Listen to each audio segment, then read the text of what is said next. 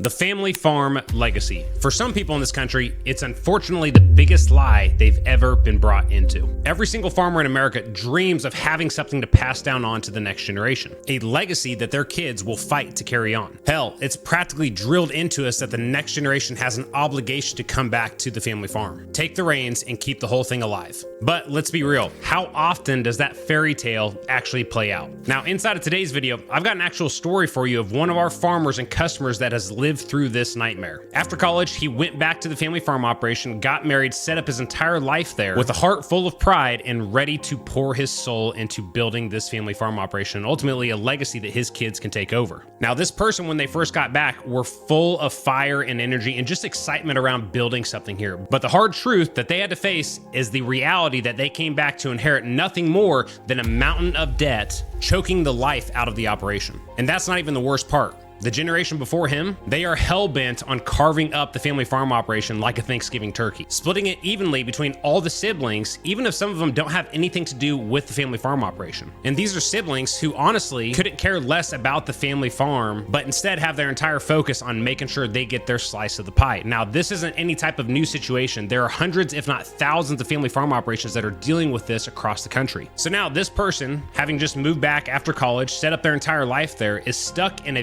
very tough spot here because he ultimately has two choices ahead of him. Choice number one is figure out a way to buy out the shares and ultimately the real estate of all of the partners inside of the operation. Or number two, walk away completely and let go of this family legacy that he dreamed of coming back and building. Now, the tough part here inside of this entire situation is that the farm operation cannot afford to buy out the siblings at today's market value prices on the real estate. Plus, the real estate is already collateralized, meaning the bank has a mortgage on it securing all the debts inside of the operation. And so this person here is stuck in a very tough spot because they feel like they're trapped. It does not matter what they do. There is no easy decision ahead of them inside of this path here. And here's the cold hard truth here and the biggest lesson that I want you to take away from hearing this person's story. This kid, again, came back to the operation to carry it on, but then ultimately came back to having to deal with not just the grandparents that started the operation, but now all the partners, aka his aunts and his uncles there, some of which have nothing to do with the operation, but just want their slice because these kids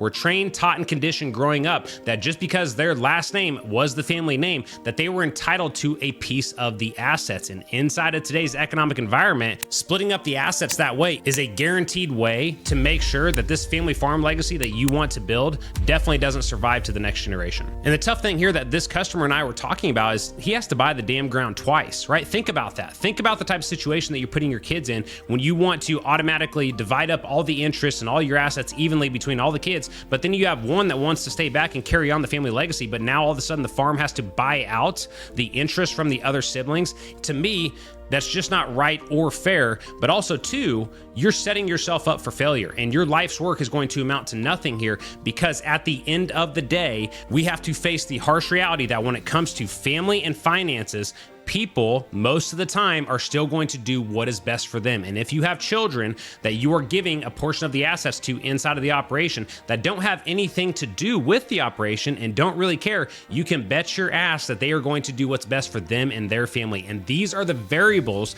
that you are going to face if you decide to try to split up your assets evenly between all your kids. And now this customer of ours goes back to try to carry on the family legacy and ultimately solve a massive debt issue there. But then in the middle of it, he's got to worry about how do we buy out the other partners inside the operation, but the farm operation literally can't afford to. This is an impossible situation to be in, and the only decisions ahead are going to be very difficult ones. Now, the truth is that if the partners inside of this operation really cared about the family legacy and really wanted to honor the family legacy, they would give the ground back to the farm operation, right? And not need anything from it, not expect anything of it, knowing that, hey, this was their parents that built this, and I was just given some of it because of my last name. That does not give me the right or the entitlement to be able to do with these assets what I want. Now, if I really care about securing the longevity of that family farm legacy, I should be willing to give that back. Now, I understand, guys, there's going to be a lot of conflict here in how you're viewing this message, but I'm just talking about it from this customer situation here because think about the type of situation that this person is in. But not only for him from a personal standpoint, think about his family as well, his wife and his kids that moved back to the operation as well. They're stuck in this prison or this predicament with him where it's just an impossible decision decision going forward, and it's going to be a brutally tough one to make regardless of whichever one you pick. And to make matters worse, even if the partners decided to cut him a deal and sell him the ground back inside the operation at a 50% discount,